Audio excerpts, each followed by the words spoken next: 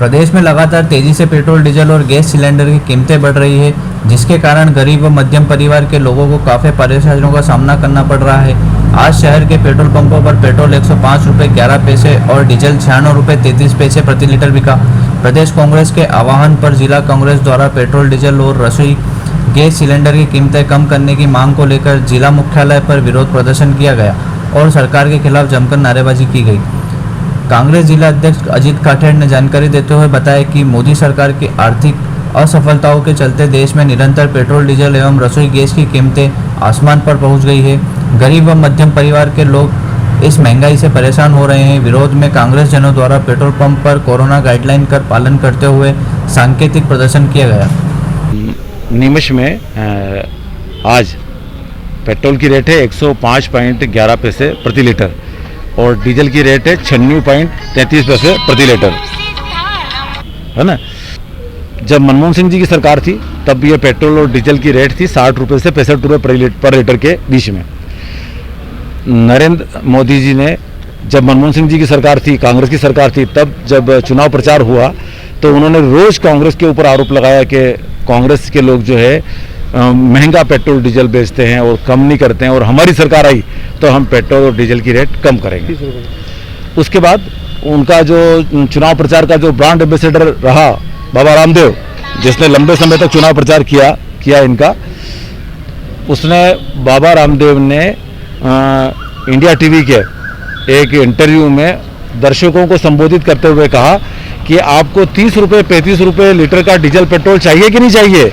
तो लोगों ने कहा हाँ चाहिए। तो उन्होंने कहा कि अगर आप भारतीय जनता पार्टी को वोट दोगे और भाजपा की सरकार बनी तो हम देश में पेट्रोल और डीजल 30 रुपये 35 रुपये लीटर बेचेंगे।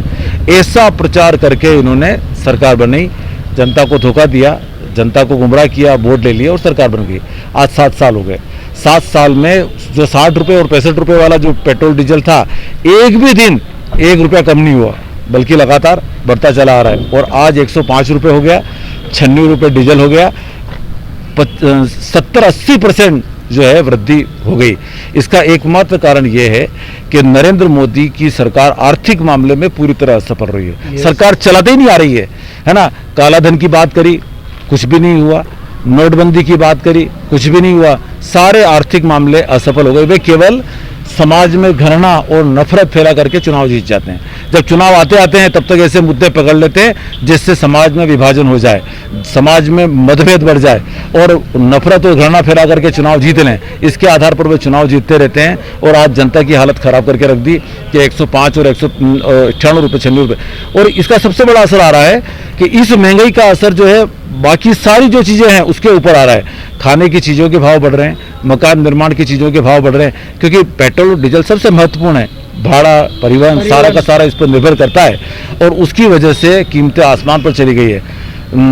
ऑल इंडिया कांग्रेस कमेटी ने, प्रदेश कांग्रेस कमेटी ने निर्णय लिया है कि भारतीय जनता पार्टी की इन आर्थिक नीतियों के विरुद्ध में जनता के बीच में कांग्रेस जाए और जनता को ये बात बताए। तो आज हमने जनता की लड़ाई लड़ने के लिए पूरे जिले में जितने पेट्रोल पंप है, हर पेट्रोल पंप पर हमारे 10-20 कार्यकर्ताओं ने जाकर के इस पेट्रोल और डीजल और रसोई गैस की कीमतों में जो वृद्धि है उसके विरुद्ध धरना दिया है।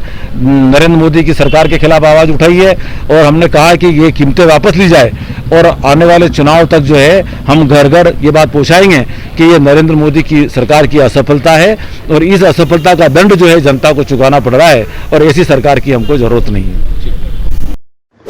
ताज़ा खबरों को देखने के लिए नई विधा चैनल को आज ही लाइक करें, सब्सक्राइब करें और बेल आइकन दबाएं।